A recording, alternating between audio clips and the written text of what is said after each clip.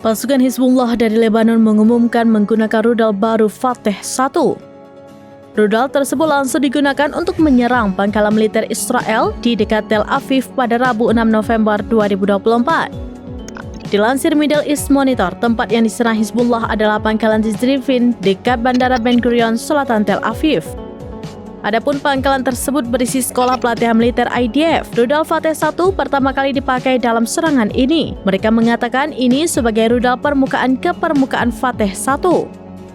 Rudal tersebut memiliki berat total 3.450 kg dengan jangkauan 300 km dan membawa hulu ledak 500 kg.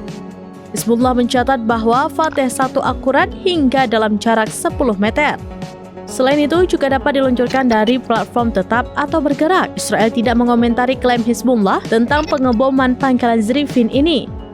Adapun beredar di media sosial, foto-foto memperlihatkan penampakan rudal menancap dan menghancurkan satu unit mobil. Namun, militer Israel mengakui berhasil mencegah satu rudal yang diluncurkan dari Lebanon.